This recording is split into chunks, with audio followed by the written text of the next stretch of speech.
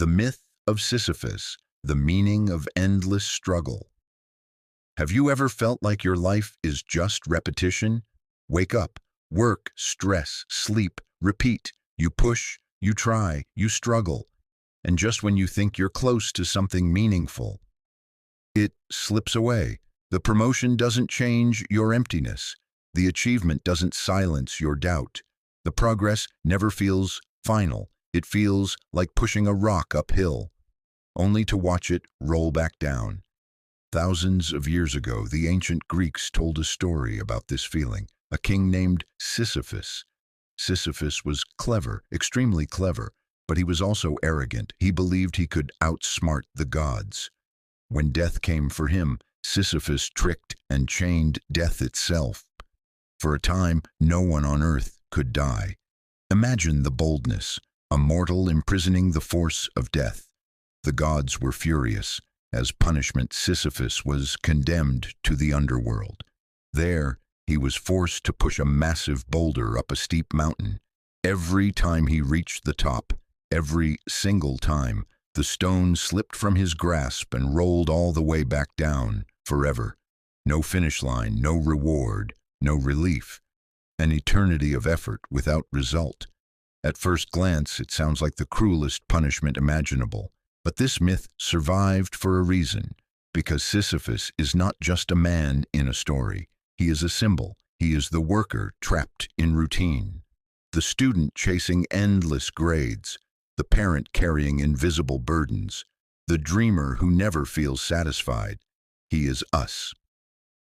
Centuries later, a philosopher named Albert Camus looked at this myth and saw something revolutionary.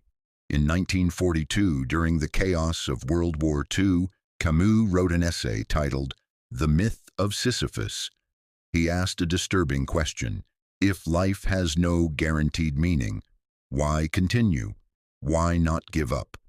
Camus called this confrontation between our need for meaning and the universe's silence the absurd. We crave clarity, we crave purpose, we crave answers, but the universe does not respond. It does not explain suffering, it does not justify struggle, it does not promise fairness. That tension between our longing and reality's indifference, that is the absurd. And according to Camus, Sisyphus is the perfect image of the human condition. But here is the twist. Camus did not see Sisyphus as a victim. He saw him as a hero. Why? Because Sisyphus knows his fate. He knows the rock will fall. He knows the task will never end. And yet, he pushes. The most important moment in the myth is not when he strains against the weight of the boulder. It is the moment after it rolls back down, the walk back toward the stone, that silent descent down the mountain. In that walk, Sisyphus is conscious, aware.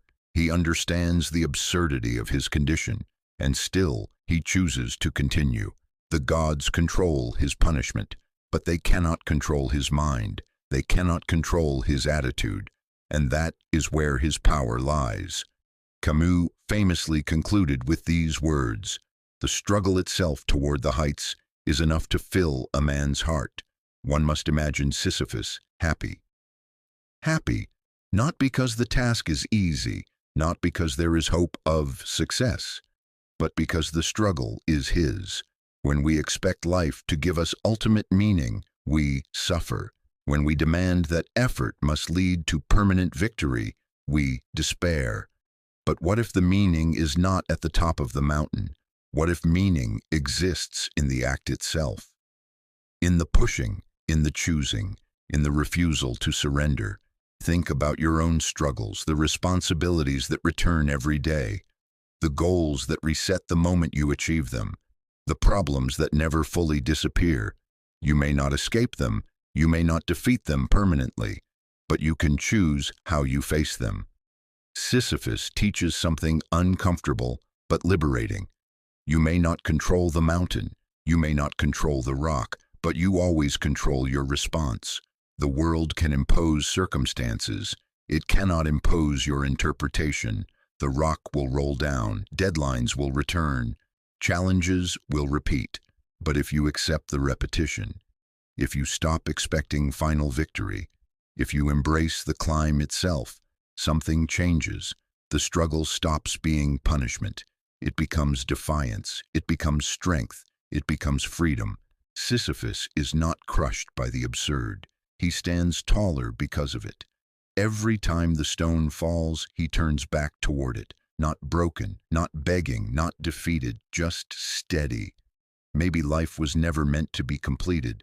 Maybe it was meant to be carried. Maybe the purpose is not to eliminate struggle, but to face it consciously, to own it, to push anyway. And in that decision, you become stronger than the gods that try to break you. The rock rolls down. You breathe, you turn, and you walk back toward it. Not because you have to, but because you choose